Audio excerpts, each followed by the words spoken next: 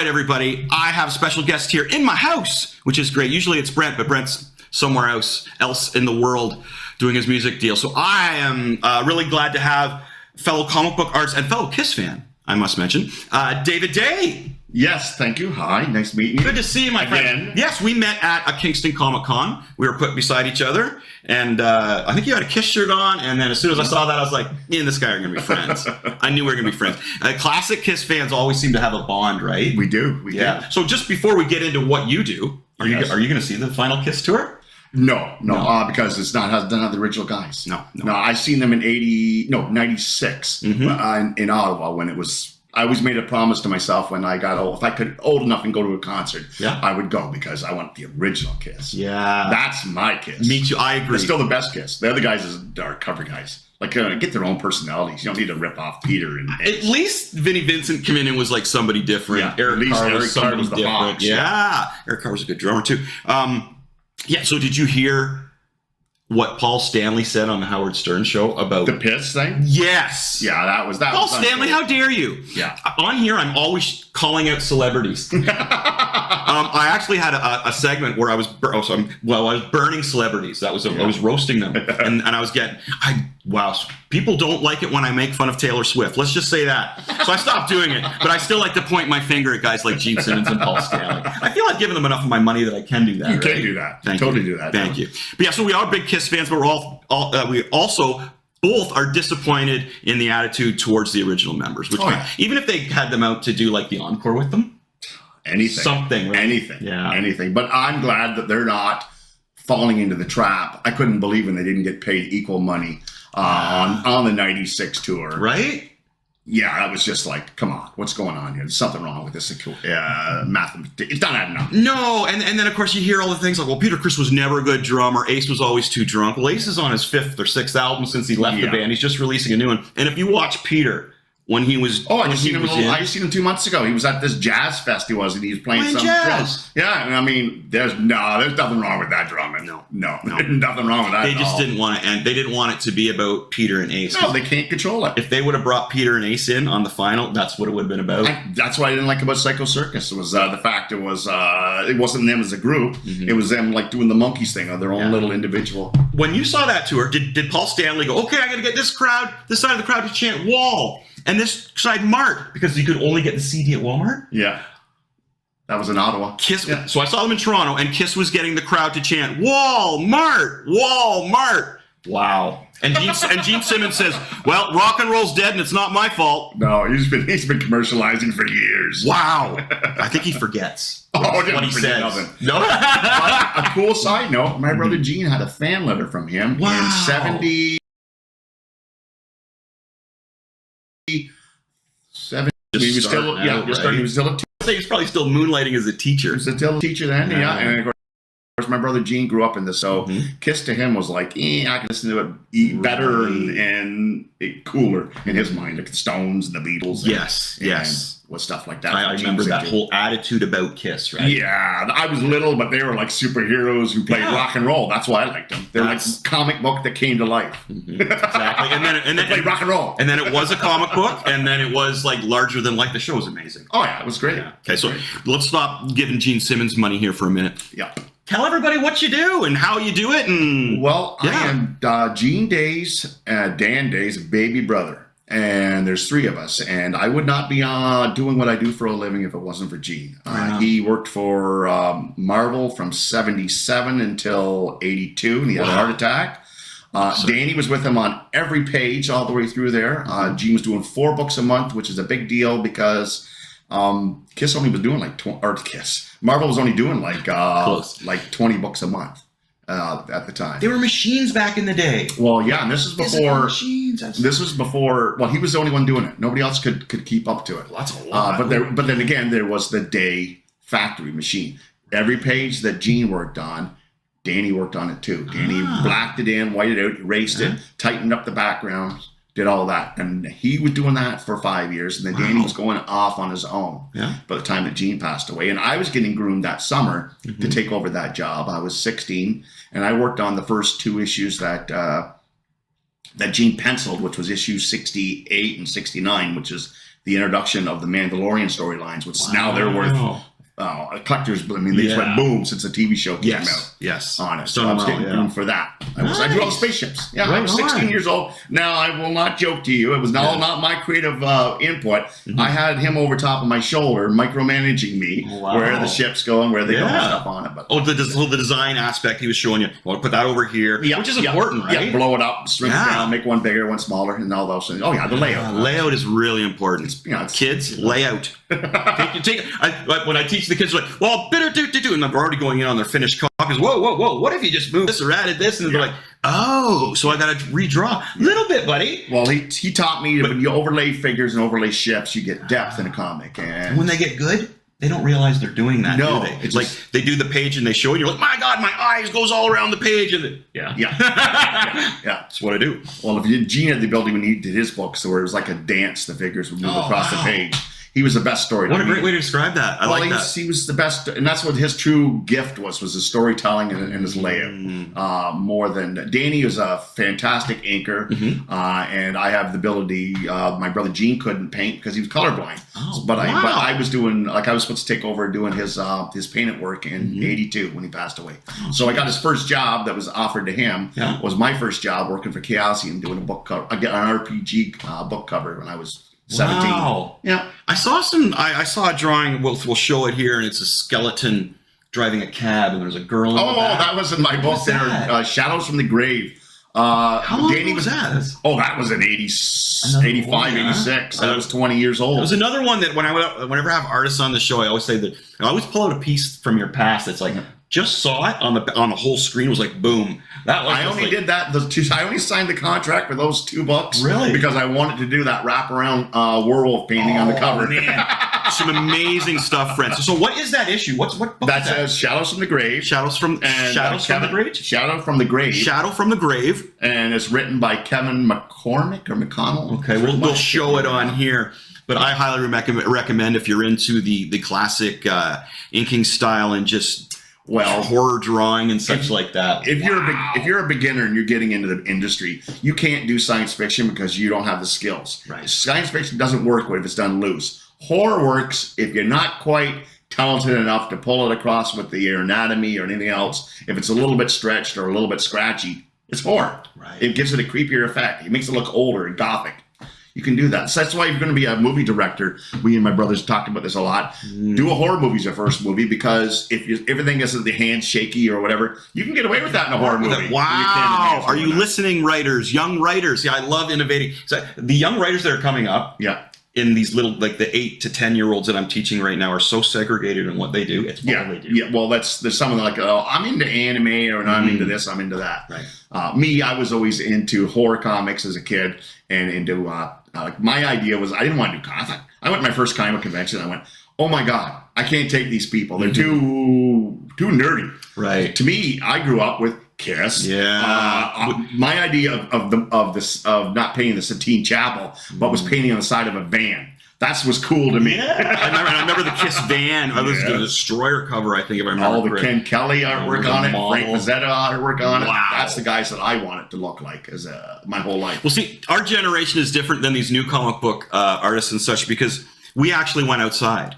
And we hung out with people, and there was a thing called alcohol and beer, and we would go into social circles and do that kind of thing. Yeah. A sidebar is that it's not like that anymore. No, it's not like that. Generally, there's the musicians and guys who party, and there's the artists and the comic guys who go home at 10 o'clock at night, and that's fine too, but we're a different generation. So, again, too, like, internet came in, like, not like we had to look for magazines and such, right? Yeah, the newsstand was the big thing. I mean, I bought everything. All my art collecting books and stuff are all bought at newsstands and bookstores. There's no internet for it. No, there's no internet. Nowadays, it's bing, bang, boom, and you got whatever you want. Whatever you can dream of, you can get. So the point that you mentioned about having the horror more scratchy and the sci-fi more smooth and tight, that's like an amazing point that you're not going to get from looking at any picture on the internet. But if you go back and look at books and read the whole story, I always tell my young artists to go back and look at these books from the 70s. Yeah. There's a reason why Spider-Man was created in the 60s and we haven't seen anybody as good as him. No. You know what I mean? Can you think of a hero that has been overlooked by either Marvel or DC, you know, because I'm always looking for like these lesser known characters. Like, wow, you really missed the boat on that. Like at a higher extent, because there has been no proper movie. I think Daredevil, just to show where my head's at. Daredevil, man, like I love the TV show, loved it. Now it's gone, and I don't know what they're doing with it. But I really feel if they did a Daredevil movie properly, it would be great. Just because I love Daredevil, but. If you think even lower than that, you know what I mean? Well, I'm going to say two. I would say superheroes wasn't my thing. I bought Spider-Man if he was fighting wolf by night. Right. I bought Batman if he fought Clayface, a horror character. Okay. But I grew up though with the other ones that I liked which is not overlooked, Prince Valiant by Hal Foster, a Canadian. It's a newspaper strip. And there's a movie made in the 50s. Yeah, there was a movie made in the 80s or in the 50s, and it had what was his name now? Married to Natalie Wood.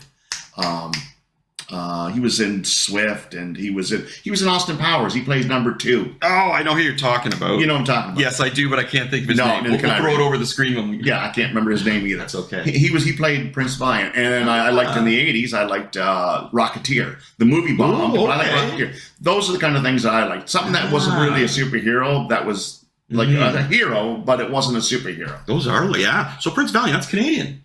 Yeah, he's Canadian. He's from Halifax. Wow. Okay. Yeah, I have the comic books. I haven't really looked through them too much, but yeah, that's interesting. That's really cool. So it's funny the state of Marvel because at first when the movies came out, I was like, oh my gosh, this is amazing. Like because you can't really get those stories wrong. The first ones. Yeah. Like Iron Man's first movie, like this is what happens. You really can't change that because it's fantastic. Nowadays, I discussed this a lot on here. So we have the new Marvel movie coming out, Captain Marvel, and they've changed all the lead characters to females, every single one.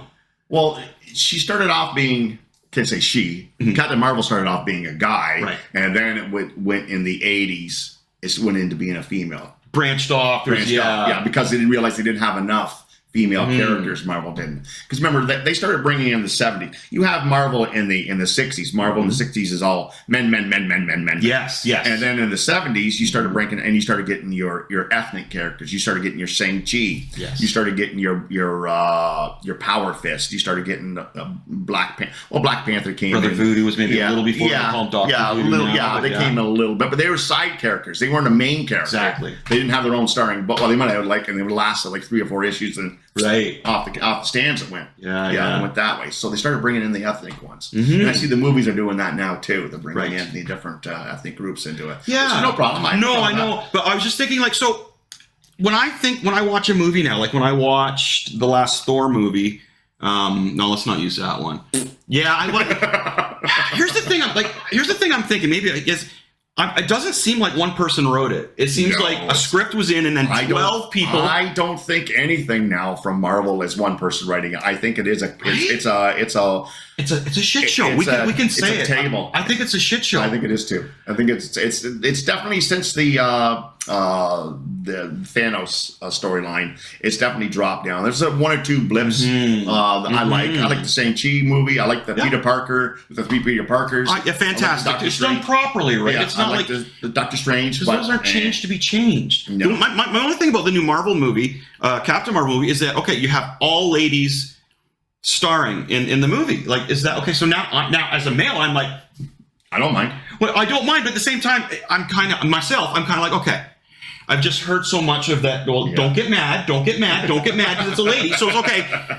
So now I feel like I should get mad because the ladies were so mad in the past, or trans or whoever. Yeah. So now the shoe's on the other foot. So I feel like, oh, I should probably be mad about this in this day and age, right? Where I'm really not. Yeah. But there's that thing in my back, and my mind's going, well, Chris, now it's your turn. I knew they were going to make a movie with all the female leads. When they did it in the last Infinity Wars, when they shot to that scene when you had the 6 girls all lined up. Okay, the crowd in the theaters went, they went crazy, they did. Mm-hmm. I went, well, Marvel's not stupid. There's money to be made there. Right.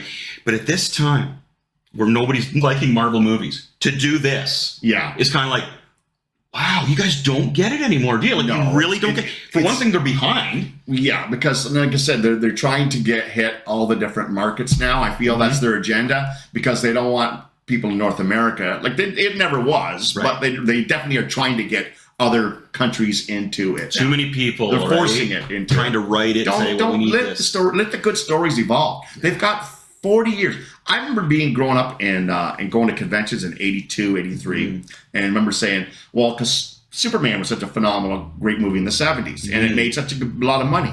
And I said, once the technology for making the movies will catch up, I said, superheroes will be number one.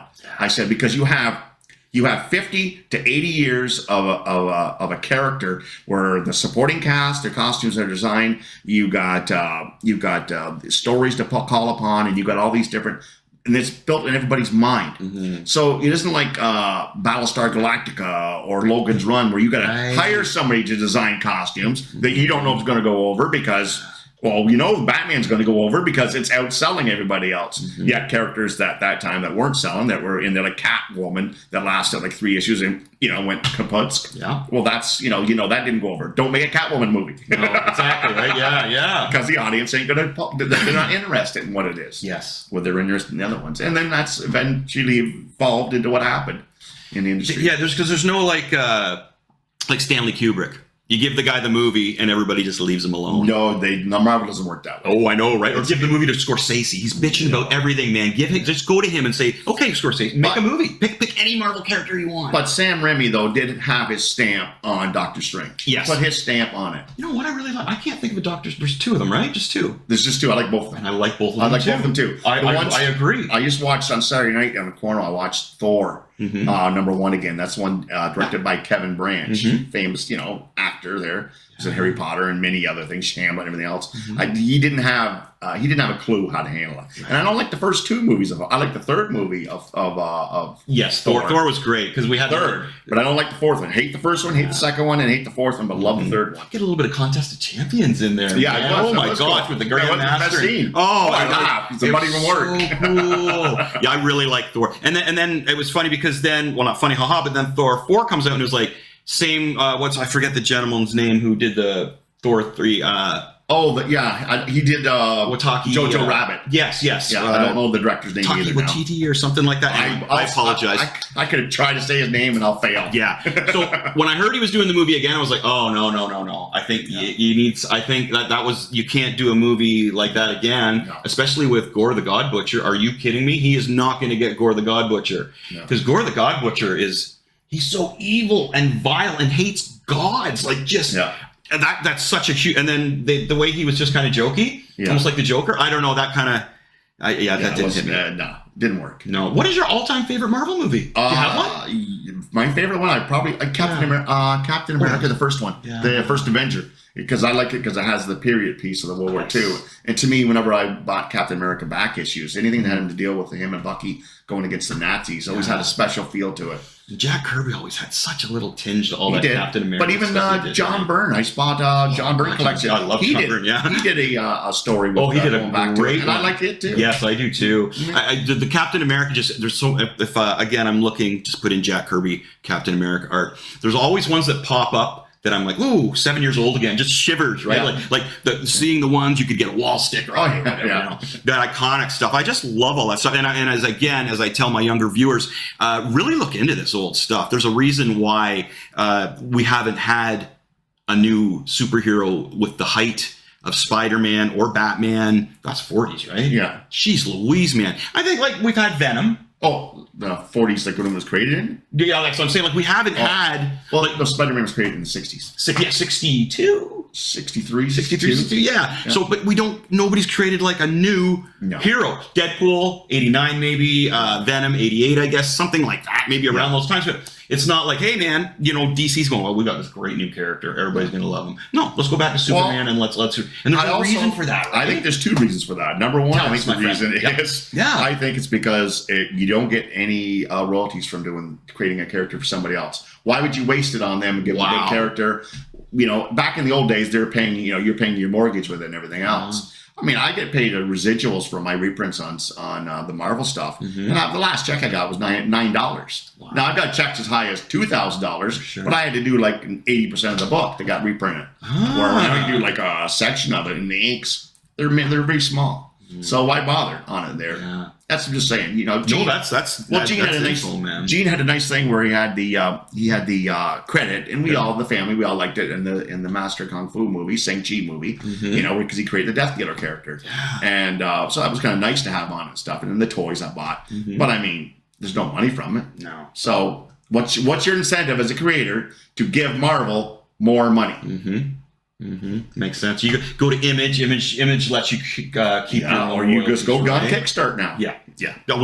What's half of them are doing? I'm forgetting. I'm doing my own comic book, so yeah, you just do your own book there. Yeah, and you're not the only guy. Yeah, Joe Rubenstein's doing it. He can't get market work at Marvel anymore. Wow. Jeff Eisenwood, Canadian, he can't get work there anymore because it's all done to. Again, I think it's a committee around. Right. You know, now there was a committee that edited me when I did my first ink job with Danny. They sat around and they picked how much to pay me for a page rate. With this much work, this quality, what the pencils, how finished they were, you get this on a scale of pay. Wow. I was also talking to, I keep hitting the table. I apologize, fans. I was also talking to a couple other comic book artists, and they were also mentioning that, so now they don't take submissions anymore. And also they spread out across the world who they hire. Yeah. So they make sure that they're not just hiring. No, they hire so many anime guys, and they hire so many from different countries. They make sure that they've got all those in there. Same as the movies. Yeah, they got to spread it out. So it's not really who's the best for anything anymore. No. It's more like we have to share the wealth with everybody, which is one way to look at it. Nobody wants to hear my opinion on all this kind of political stuff. I try and avoid that. That's when I get, that's when I get stuff going on like that. But it's funny how they haven't been able to stretch any new storylines, or when they do expand on storylines that are already written. Like, how many times have they tried to do the Death of Phoenix? Yeah, in my opinion, one of the greatest visual and written stories in comic book history. Right? Terry Austin, Chris Claremont, and John Byrne is a rare. Like I know Teen Titans went over with Marv Wolfman and George Perez. Yes. I always thought it was like the ugly stepsister it was to the X-Men at the time. They're really trying. Nobody, they brought him along, but whatever. It's a shame because it's a good book. Yeah. His Crisis, I think, their Crisis, I think, is better than Marvel's Secret Wars were at the time. So I'm not saying what they're doing was wrong. It's just I'm just saying the Teen Titans just didn't have the personalities that the X-Men have, because nobody over there has look at what Wolverine. I mean, look at how John Byrne saved him, right? Like, they weren't even going to use him. Dave Cockrum created, hated him. Brought Nightcrawler was the #1 character. Yes. And so if you look back at the older X-Men covers that Cockrum did, Wolverine's either not in there or he's in the back. He's way in the back. And John Byrne was like, "No, wait, man, this is a great character. And if you don't mind, I'd like to make him Canadian." You know what I mean? Yeah. And just the attitude and everything. And then the one I'll never forget was the issue at the very end fighting the Hellfire Club. Yeah. I forget what he said. I'm the best at what I do. He pops out of the water, right? Or now it's my turn, bub, or something like that. I'm the best at what I do. Yes. Oh man, I just as a kid going. Yeah, and then reading it again just to get to that impact from him. Amazing. So you got to look back to your roots, my friends. Also, too, I got a little piece here. I picked this up at a comic convention one time, and this is by you and your brother, correct? Well, mostly it's me on there. Dan worked a little bit on, helped me with the inks. Look at him selling your work, man. Well, I know, but what it was is we had a system up where I had the ultimate say if it was in color, right? Because I see things in color. Yeah. He doesn't. He sees things in black and white. Yeah, but Danny had the ultimate say when it came to doing the inks on it. And a lot of the layouts sometimes. Danny did, I would say he did about 90% of the layouts when I was young on stuff. Because that was his strength. And I wasn't there yet on it. So we worked as a team. Mm-hmm. That's what got us to our deadlines done, and that's what got us the work we did because we could crank them out on it. Then now we had the luxury of FedEx. Mm-hmm. Gene didn't have the luxury of FedEx. He had regular mail, but mail was a lot better back then. You mail something from New York, you got it in like 5 days later. Mm-hmm. But Gene had to do like 6 pages a day, where we could do about 2.5, 3 pages a day when we worked for Marvel. That was in the 90s. Yeah, that's wild, man. Wild. Like, and so no, you're not. This is how they used to do it. There's right there. They didn't scan it into. And the lettering's on the page too. Yeah, this is all. I was just like, look at that. That's not like stuck on there, right? That's not like an overlay. Nowadays, look at that. That's all. Yeah, this is beautiful. I love the old style in this. Oh, it's beautiful. This is on some nice board too. So yeah, so your brother's selling your shit for you, man. I don't know what's going on. Yes. Oh no, that's what it was. Joking. It's we worked on it and stuff, and then he had. I walked away from artwork for a while. I had a table full. It was just like a table. And I was like, "Are you kidding me?" Like, "Oh my gosh, that's really nice." Oh, there. Then he signed it in pencil to Chris. Yep. That's Danny's. All the best. Yeah. There we go. Yeah. So my blue pencil. Also, okay. So, geez. Let's talk about what you got coming out now. We've got cards coming out, and we're going to be showing those. We'll show those as an overlay here, and I'm going to talk about little after. But tell the folks about your new card sheet that you have, just in time for Halloween. Yes, it's based on old TV movie horror hosts. I grew up watching the ones at Syracuse, which was Monster Movie Matinee on Saturday afternoon, and I love now watching Svengoolie on Saturday nights. And so I like doing that. And I did a little drawing up for a little sketch for a guy of Svengoolie, and my editor I've done a lot of work with, Richard Parks at Richard Park Cards down in the States, deep south. And he liked it so much, he said, "You know what, we should do a set on that together. Do you want to do that, Dave?" And I said, "Sure." So we did 27 cards up, and this is the list right here, right? It's got its own checklist. Yeah, like the hockey card days, right? We'll show better pictures of all this. So we've got Coffin Joe. Oh, Elvira. Jeez, Elvira. We gotta have Elvira. I turned on the TV last night, and I worked on her comic for 14 years. Oh man, I gotta find some of that and show that. I'm a big Elvira fan. Yeah. Turned on the TV last night, and the last thing that was on there was an Elvira special. It was still going. I was like, okay, I gotta sit down and watch some of this. You know, it's just hypnotizing. Mr. Lobo, but not Lobo, the character Lobo, Mr. Lobo. Well, back then, horror shows, it was nationally televised across the world or across North America. It was done regional. So all these are all regional, Philadelphia, New Mexico, Dallas, all across New York. They're all done at late night to help sell the movie horror. That's how it used to be. Is we used to be able to watch these B horror movies at night with a host like Elvira. Yeah. And it was just like a regular thing on the weekends, right? It's like, okay, late night, time to turn this on. Yeah. I grew up watching. He used to run it, or CWL horror movies all the time. That's why I see all the Hammer horror movies with Christopher Lee and Peter Cushing. And it was such a surprise because sometimes you didn't know what movies were coming on. The internet's great and all, but it's nice. You appreciate it more when it's kind of like, oh my God, you know what's on? Well, the commercial break gives you like a tense. It builds up and it stops usually when there's a cliffhanger scene. So it gives you that kind of a cliffhanger of what's going to happen with the character. Yeah, and I hate being handcuffed to the TV when I'm watching a movie. That's why I don't like going to the theater. It's because I feel like I'm handcuffed there, and then I get the anxiety of, oh my God, is it over yet? Can I get up and leave? Or there'll be somebody 2 rows beside me, and I just hear them. And how are you making that bag of popcorn last for this whole movie? You know what I do, because they're eating one kernel at a time or something? I'm terrible that way. So some of my favorites, too, though, you have on here is like Count Floyd from SCTV. From SCTV. Oh, my gosh. Ooh, kids. That's a scary one, eh, kids? It's the best. Like, we grew up on SCTV. Oh, yeah. You're not going to get anything like that. The cool thing about it is you're not going to get anything like this stuff anymore, man. This Bruno is great. and Dr. Tongue. Yeah. John Candy. What were the 2 that we were discussing that are on YouTube channel that have their own show? Mummy and the Monkey. Mummy and the Monkey. You guys got to look them up. They're out of Cleveland. Cleveland, okay. A lot of these horror hosts, like about 4 or 5 of them come out of Cleveland. Oh, wow. Okay. Yeah. That's wild.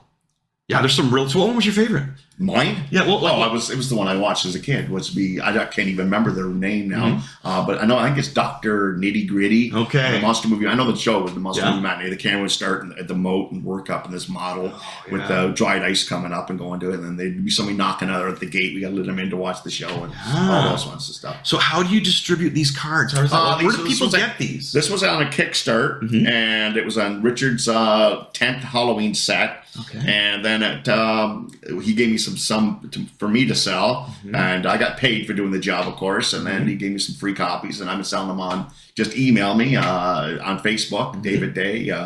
We'll put it down below. We'll put your information down below. Yeah, just on the Facebook it is. I'm on there, and I've been selling them. I've sold in the last week and a half, like 50, 60 cents. He always has something cool. Every day I'm kind of like, what's he pimping today? Or what's he finishing off today?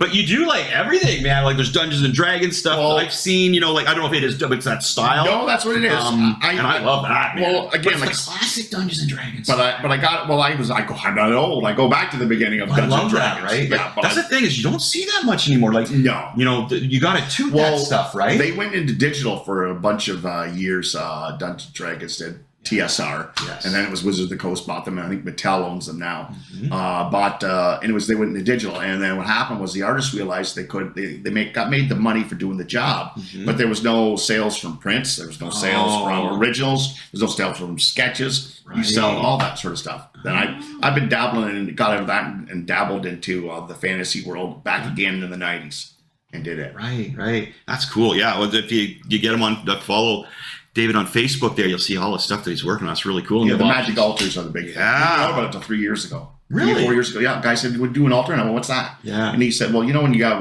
like a yearbook picture and there's somebody, girl in the class, some guy you don't like, and you draw little horns on their head? Well, you're altering their picture. And that's what you're doing to the card, is you're altering a bubblegum card.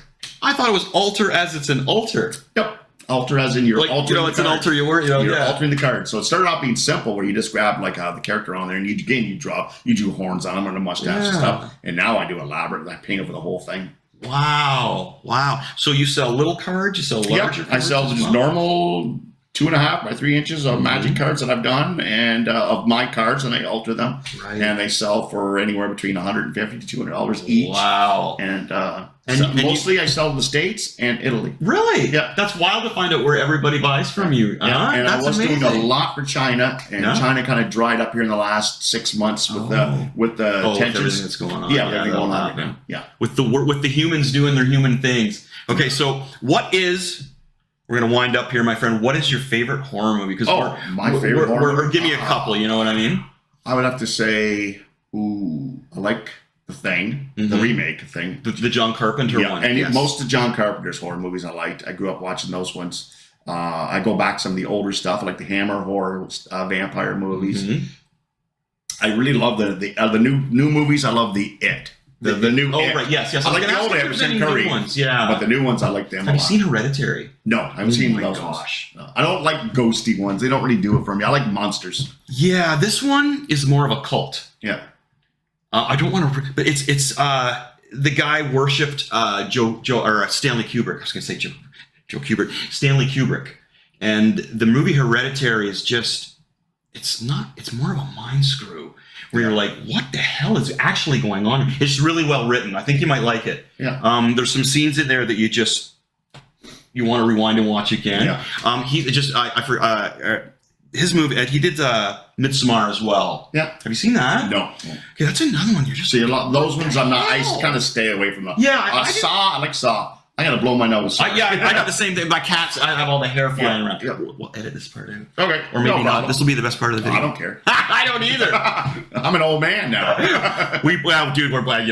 I feel really old when I leave the house. It was funny because sidebar, I mentioned I can't go to Walmart anymore just because at the start of the day, because it puts me in such a bad mood. Oh, it does, eh? Oh, it does. I'm at the point where I really like my position where I sit home and draw, and I teach kids. That's what happens when you get older. You become more not like Mr. Walton. You become more like Archie Bunker. Yes. As I say to my wife, I had to ask, was I always like this antisocial with people? She goes, no, man, you used to be the loudest guy in the room and wanting to go everywhere. So my niece calls me Krusty as I've gotten older. I've gotten crusty. Those are some called Krusty the Clown. No, I'm crusty as in my attitudes a little bit. Guy. I get you. Well, David, I wanted to thank you so much for coming on the show. I also was gifted a big sheet of cards, which I'm going to share with you. And anything you can tell the folks about what you got going, because he's always working. There's no dust under his pencil, I'll tell you that. They're creating a reprint of Frankenstein with 38 new illustrations added to it by comic book artists. And it's on Kickstarter right now. I think it ends in 2 or 3 days. Wow. And after that, I'm working. I have about 100 altars to do at the house. Nice. I'm working on, and about 4 or 5 private commission oversized paintings. You're super busy, man. Like I say, like every day I'm checking online to see what kind of new work he's got finished or that he's working on. Because David also shows his progress sometimes. He'll be like, got it penciled in, and then got the colors blocked in, and then you'll see. And a lot of people really dig that. Yeah, they do. I find that a lot of people like to see the process. I'm kind of hoping maybe if somebody wants to learn how to do the process, they could watch it. Like I remember listening to on PBS this historian who was an artist historian, and he studied this certain artist, and this artist had a cold because there was always a wood stove in his studio going all the time. So he must have suffered from colds bad. And I went, no, you moron. Yeah. It isn't that. What he's doing is he's working in oils. He's cooking it every night because he was a commercial artist, and he had to ship it out to the printers and the publishers in New York. Right. So he's cooking it, and then I used to do the same thing, and so did Dave Dorman, and did all the oils guy. Bernie Wrightson once set a painting on fire, put it in the oven. Joe Jesco told him to heat it up and cook it, and it caught on fire. Oh my gosh! Wow, the struggles that we used to go through as artists. Nowadays, they're just like diddly diddly diddly diddly. Well, that's why I do 90% acrylic nowadays, because it's you walk away 2 hours, come back, and it's bone stone dry. Wow, yeah. You know how many people actually do the computer stuff and say, "Yep, I did that," with no detail of how they did it? Yeah. That they copied something, put it behind another background. Whereas I love the fact that you're showing that, no, man, this is how we actually do art. You know what I mean? Like by hand, original. There's no qualms whether this is actually done by hand. There's a lot of people, especially with the not 3D. What is it? The AI. Yeah, the AI is everywhere now. Half the Marvel books are done AI. I thought it was neat for an effect. I think it's for a minute or two. The odd comic when they have the background shimmering at the back, or they grab a real city and put it in. Jack Kirby was doing that back in the '60s. He was taking the Fantastic Four, dropping them in, and adding a real city in the background. That was kind of neat. It's a technique. But not every page. And don't be I love color. I think color. But don't be a slave to the color. Right? Don't make the color hurt the artwork. Yeah. There's 90% of the books nowadays are done with literally penciled and inked almost linear. Yes, thank you. There's no ink line. There's no depth and clarity to the ink. No, it looks like an animation. It's a wash of color. You're right. That's all it is. Thank you so much. The inks will give you depth. Now, here's my point to this. There's so much of it that they're going to get sick of it. They are. And where are they going to go sick to? of it. They're going to go to this. They're going to go old school style. That's why all these books now, even Marvel themselves, over 50% of their production every month is reprints. Epic, the Omnibus Epic magazines were amazing. But the Epic collections now. Yes. And you're getting all these reprints. You're getting all these reprints. You're not getting like there's new stuff being done, and they're selling great. Yeah. Like. They're doing phenomenally well. I got my Alvaro one that reprinted a lot of my stories in it. They're a little expensive. I had to pay $100 for it. Oh my gosh! They wouldn't give me a copy. They don't get a copy. You don't get a copy from Marvel them anymore. You don't no, I get a paycheck, but a little one. You should just be thankful that you're working for Marvel, right? That's the whole thing. Thank you so much, Marvel. We're grateful. Yeah. Thank you for letting me be a cog in your massive machine. Yeah, that's true. But no, I'm not.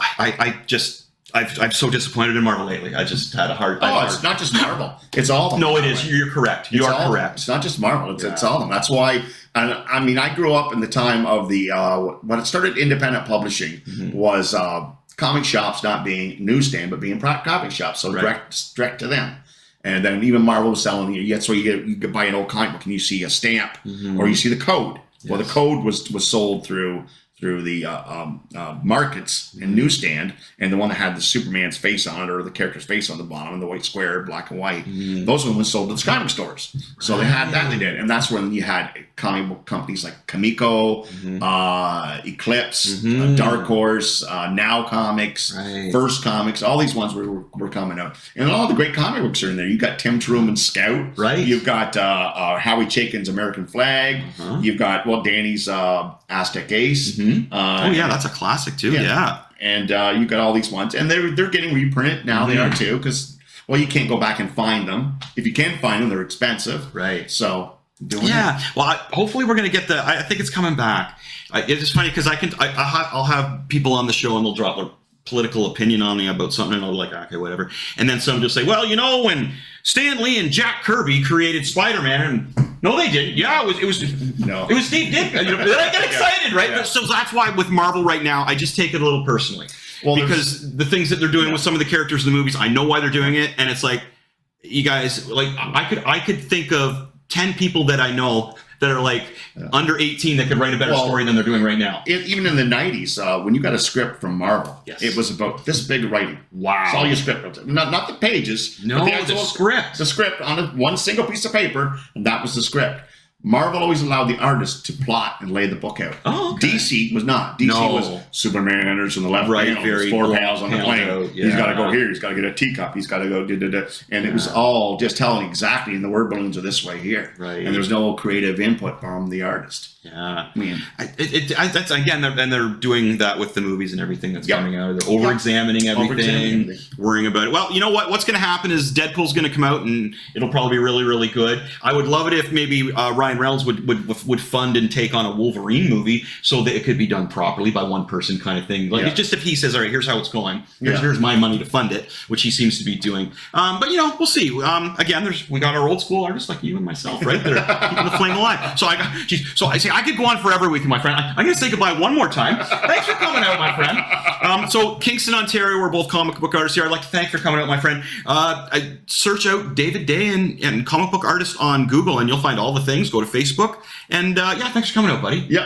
Thanks for having me. Right on. Cheers, my friends.